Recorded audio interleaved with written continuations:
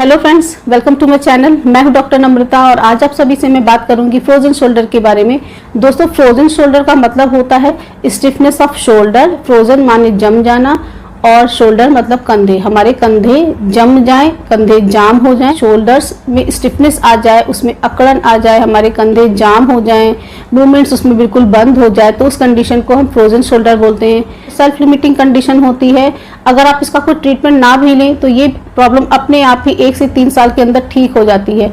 लेकिन जो ये कंडीशन होती है काफ़ी पेनफुल होती है, तो उस वजह से इस सिचुएशन को इतने लंबे टाइम तक बेयर करना काफ़ी मुश्किल हो जाता है, क्योंकि इसमें पेन के साथ साथ जो शोल्डर्स का जो मूवमेंट होता है, हाथों का जो मूवमेंट होता है, वो बिल्कुल रेस्ट्रिक्टेड हो जाता है। हाथ को उठाना, आगे पीछे करना काफ़ी मुश्किल हो जाता है। तो डेली एक्टिविटीज़ भी जो होती हैं वो काफ़ी रेस्ट्रिक्टेड हो जाती हैं। तो इसलिए ये जो कंडीशन होती है काफ़ी कॉम्प्लिकेटेड हो जाती है। फ्रोजन शोल्डर का जो ट्रीटमेंट है, एलोपैथिक में कोई स्पेसिफिक ट्रीटमेंट नहीं होता है। उसमें कॉर्टिकोस्टेरॉइड के इंजेक्शन ही दिए जाते हैं। इंटरआर्टिकुलर जो इंजेक्शंस होते हैं वो लगाए जाते हैं, पेन किलर्स दिए जाते हैं। बावजूद भी कोई रिजल्ट नहीं रहता है, पेशेंट को लंबे समय तक पेन किलर्स खाना पड़ जाता है और फाइनली उसको सर्जरी ही एडवाइस की जाती है। होम्योपैथी के उसमें फ्रोजन शोल्डर का बहुत ही अच्छा ट्रीटमेंट है, बहुत इफेक्टिव ट्रीटमेंट है, बहुत इफेक्टिव मेडिसिन हैं जिसके थ्रू आप फ्रोजन शोल्डर की समस्या को परमानेंटली 2 से 3 महीनों के अंदर पूरी तरीके से ठीक कर सकते हैं। दोस्तों, इस वीडियो में आपसे मैं शेयर करूंगी कि फ्रोजन शोल्डर क्या होता है, इसके पीछे क्या क्या कारण होते हैं, इसके किस तरीके के हमको सिम्टम्स देखने को मिलेंगे, कौन सी स्टेजेस होती हैं, इसको किस तरीके से हम प्रिवेंट कर सकते हैं, फ्रोजन शोल्डर का मैनेजमेंट क्या होता है, और साथ में इसकी टॉप ग्रेडेड होम्योपैथिक मेडिसिन के बारे में डिस्कस करूंगी जिसको आप यूज करके अपने फ्रोजन शोल्डर की समस्या को परमानेंटली ठीक कर सकते हैं। तो दोस्तों, ये वीडियो बहुत ही ज़्यादा यूजफुल और इन्फॉर्मेटिव है, तो इस वीडियो को पूरा एंड तक जरूर देखें और मेरे साथ बने रहें। तो चलिए शुरू करते हैं।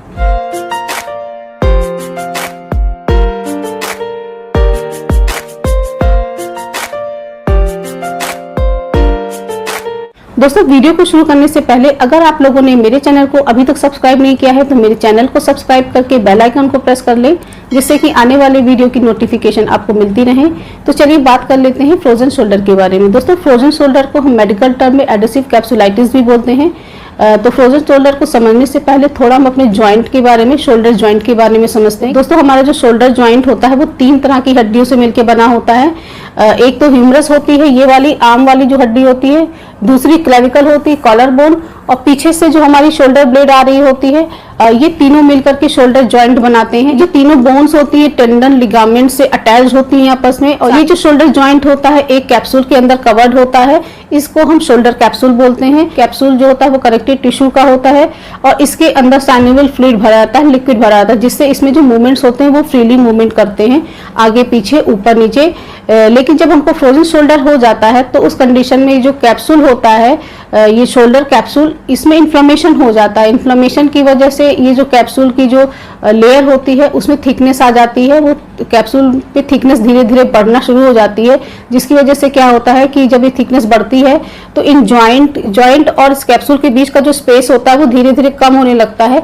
फाइनली ये जो कैप्सूल होता है इस पूरे जॉइंट को कवर कर लेता है। इसके साथ इसमें जो टेंडन्स और लिगामेंट्स होते हैं वो आपस में चिपकने लग जाते हैं, उसमें एडिशन आ जाता है। तो इसी कंडीशन को हम फ्रोजन शोल्डर बोलते हैं। शोल्डर होता है 40 साल से 60 साल की उम्र के लोगों में ज्यादा देखने को मिलता है और महिलाएं ज्यादा प्रोन होती हैं। फ्रोजन शोल्डर की जो समस्या है फीमेल्स में ज्यादा देखने को मिलती है। कभी कोई इंजरी हुई है, कोई फ्रैक्चर हुआ है, आपके कंधे पे चोट लगी है, तो उस कंडीशन में भी आपको फ्रोजन शोल्डर हो सकता है। और जैसे कि फ्रैक्चर की बात होता है कि प्लास्टर चढ़ने के बाद हमारा जो हाथ होता है वो इमोबिलाइज हो जाता है 2 से 3 महीने के लिए।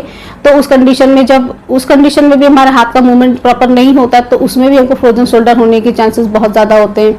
फिर कुछ मेडिकल कंडीशन होती हैं जैसे कि डायबिटीज़, थायराइड और पार्किंसन डिजीज, कुछ हार्ट की डिजीज होती है जिसमें भी हमको फ्रोजन शोल्डर की समस्या देखने को मिल सकती है।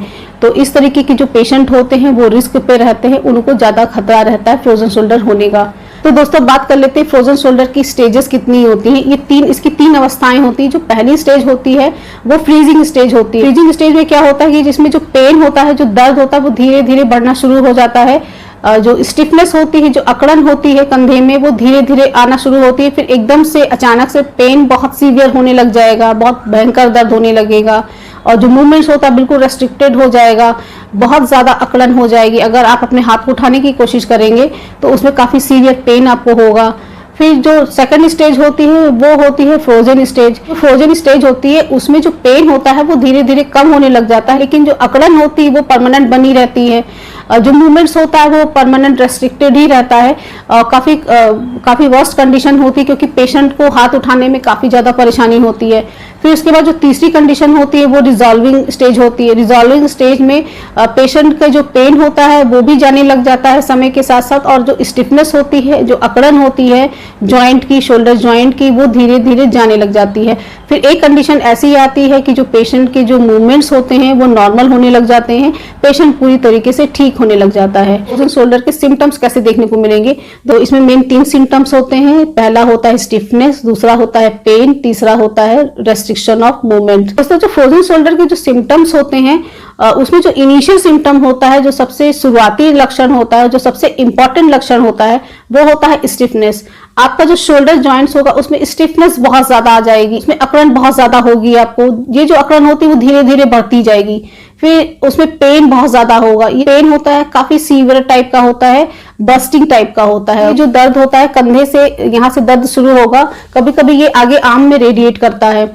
और पेन हम इरिटेटिंग टाइप का होगा, आपको हमेशा ऐसा महसूस होता रहेगा कि आपके शोल्डर्स में कुछ चुभ रहा है, कुछ गड़ रहा है, काफी भारीपन सा आपको महसूस होगा। उसमें जो दर्द होता है वो रात के टाइम होता है, काफी सीवियर पेन होता है, और इतना सीवियर पेन होता है कि पेशेंट को रात में नींद नहीं आती है। आपके जो शोल्डर जॉइंट्स होते हैं उसमें बहुत ही ज्यादा स्टिफनेस आ जाएगी, अकड़न बहुत ज्यादा आ जाएगी, बिल्कुल कंधा आपका बिल्कुल जाम हो जाएगा कि बिल्कुल भी मूवमेंट्स नहीं होगा। जैसे कि आप पहले हाथ अपना आराम से उठा लेते थे, लेकिन जब हमको फ्रोजन शोल्डर हो जाता है तो हाथ को ऊपर उठाने में काफी परेशानी होगी। पहले शुरुआत में थोड़ी बहुत अकड़न रहेगी, फिर समय के साथ साथ इसमें अकड़न बहुत ज्यादा बढ़ने लग जाएगी। फिर एक समय ऐसा आएगा कि आपको अपना हाथ उठाने में, हाथ को पीछे करने में काफी ज्यादा परेशानी होगी। इनिशियल स्टेज में तो थोड़ा बहुत उठ भी जाएगा, लेकिन जैसे जैसे स्टेज एग्रेवेट आगे बढ़ती जाती है तो आपका हाथ बिल्कुल भी नहीं उठ पाएगा, कि इसके ऊपर ले जाने में आपको काफी सीवियर पेन होगा।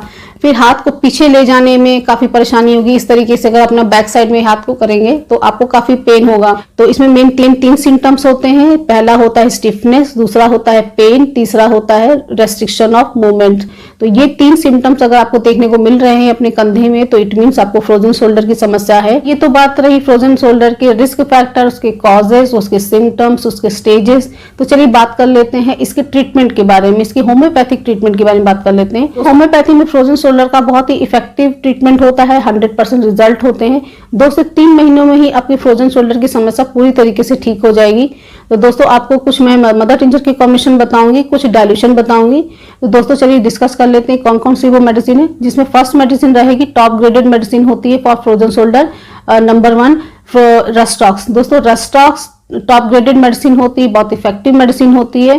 फ्रोजन शोल्डर के हर तरीके के केस को ये ठीक करती है, चाहे आपको एक्यूट प्रॉब्लम हो या क्रॉनिक प्रॉब्लम हो, दोनों कंडीशन में रेस्टॉक्स बहुत इफेक्टिवली काम करती है। जो पेशेंट होता है उसको रेस्ट करने में तो नॉर्मल लगता है, लेकिन जैसे ही वो अपने हाथ को उठाता है, मोशन करना शुरू करता है, तो उसको काफी सीवियर पेन होता है। लेकिन मोशन करते करते उसको जो पेन होता है वो ठीक होने लग जाता है।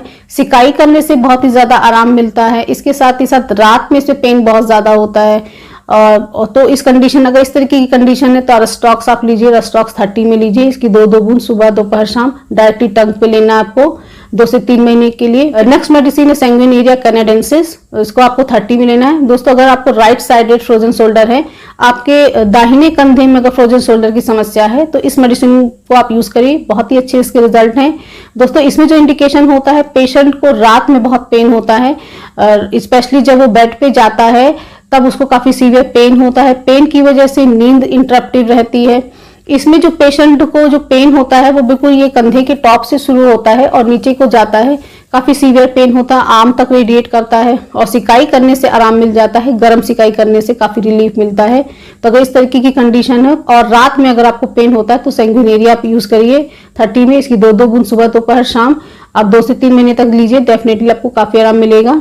फिर नेक्स्ट मेडिसिन है फेरम मेटालिकम। दोस्तों, अगर आपको लेफ्ट साइडेड फ्रोजन शोल्डर की परेशानी है, आपका बाएं कंधे में परेशानी है और आपको जो पेन होता है काफी सीवियर टाइप का पेन होता है, बस्टिंग टाइप का पेन जो आपका कांस्टेंट बना रहता है, लगातार आपको दर्द बना रहता है, दर्द की वजह से आपको काम करने में काफी परेशानी आती है, और से आप जब बेड पे होते हैं, करवट लेते हैं, अपनी पोजीशन चेंज करते हैं, तो उस कंडीशन में पेन बहुत सीवियर होने लग जाता है। तो अगर इस तरीके की इंडिकेशन है तो आप फेरम मेटालिकम 30 की 2-2 बूंद सुबह दोपहर शाम आप लीजिए, 2 से 3 महीने के लिए आपको काफी आराम मिलेगा। फिर नेक्स्ट मेडिसिन है ब्राइनिया। दोस्तों ब्राइनिया टॉप ग्रेडेड मेडिसिन होती है फ्रोजन शोल्डर की। इसका जो इंडिकेशन होता है, पेशेंट जब रेस्ट कर रहा होता है, आराम कर रहा होता है, तो उसको कोई पेन नहीं होता, लेकिन जैसे ही वो उठेगा और मूवमेंट कराएगा अपने हाथों का, तो उसको बहुत सीवियर पेन होता है। पेशेंट को मसाज करने से आराम मिलता है, प्रेशर देने से आराम मिलता है, मालिश करने से काफी आराम मिलता है। तो अगर इस तरीके की कंडीशन है तो आप ब्राइनिया ले सकते हैं। ब्राइनिया 30 की 2-2 बूंद सुबह दोपहर शाम आप 2 से 3 महीने तक लीजिए, आपको काफी आराम मिलेगा। नेक्स्ट मेडिसिन है लीडमपाल। दोस्तों लीडमपाल भी one of the best effective medicine होती है फ्रोजन शोल्डर की। राइट साइड में पेन हो, चाहे आपको लेफ्ट साइड में फ्रोजन शोल्डर की समस्या हो, दोनों कंडीशन में बहुत अच्छा काम करती है। और इसका जो पेन होता है रेडिएट करता है नीचे की तरफ, कि आपको कंधे से दर्द शुरू होगा और नीचे आर्म तक जाता है और पल्सेटिंग टाइप का पेन होता है। इस तरीके का अगर आपको पेन होता है तो आप लीडमपाल 30 की 2-2 बूंद सुबह दोपहर शाम लीजिए, 2 से 3 महीने तक आपको डेफिनेटली बहुत आराम मिलेगा। मेडिसिन रहेगी, ये मदर टिंजर के कॉम्बिनेशन रहेंगे, जिसमें फर्स्ट रहेगा गुएकम मदर टिंजर और सेकंड रहेगा आपका गोल्थेरिया मदर टिंचर। दोस्तों दोनों मदर टिंचर रूमेटिज्म पे, शोल्डर रूमेटिज्म पे बहुत अच्छा काम करते हैं, ऑस्टियोआर्थराइटिस में भी बहुत अच्छा काम करते हैं। इसके साथ ही साथ फ्रोजन शोल्डर पे भी बहुत अच्छा काम करते हैं। शोल्डर जॉइंट में जो इन्फ्लेमेशन होता है, पेन होता है, सूजन, अकड़न, इन सारी चीज़ों को ये मेडिसिन ठीक करती है। तो इन दोनों मेडिसिन के कॉम्बिनेशन को आपको यूज़ करना है। इसकी दोनों की 10-10 बूंद 1/4 कप पानी में आपको 2 से 3 महीने तक लेना है। आप रेगुलर इस मेडिसिन को यूज़ करेंगे तो धीरे धीरे आपका जो शोल्डर में जो पेन है, जो दर्द है, अकड़न है, स्टिफनेस है, वो पूरी तरीके से ठीक होने लग जाएगी। आपका जो मूवमेंट है वो नॉर्मल होने लग जाएगा। आपको पूरी तरीके से इस मेडिसिन से रिलीफ मिल जाएगा। तो इन मेडिसिन को, इन दोनों मेडिसिन के कॉम्बिनेशन को आप जो बाकी की जो मैंने मेडिसिन बताई उसके साथ आप यूज़ करिए सिम्टम्स के अकॉर्डिंग, डेफिनेटली आपको बहुत अच्छे रिजल्ट मिलेंगे। साथ में मेडिसिन के साथ में आपको फिजियोथेरेपी भी ज़रूर करा रही है, और आपको एक्सरसाइज करनी है। अगर आप फिजियोथेरेपी नहीं करवा सकते हैं, ज़्यादा से ज़्यादा मूव कराएंगे, एक्सरसाइज करेंगे, उतने ही अच्छे रिजल्ट मिलेंगे, मेडिसिन उतनी ही इफेक्टिवली काम करेगी। फ्रेंड्स, ये था डिस्कशन फ्रोजन शोल्डर और उसकी होम्योपैथिक ट्रीटमेंट के बारे में। आई होप ये वीडियो आप सभी को पसंद आया होगा। अगर आपको पसंद आया हो तो मेरे इस वीडियो को लाइक जरूर कर दें, ज़्यादा से ज़्यादा शेयर करें, और अगर आपने मेरे चैनल को अभी तक सब्सक्राइब नहीं किया है तो मेरे चैनल को सब्सक्राइब करके बेल आइकन को प्रेस कर लें, जिससे कि आने वाले वीडियो की नोटिफिकेशन आपको मिलती रहे। Thanks for watching, wishing all very good health.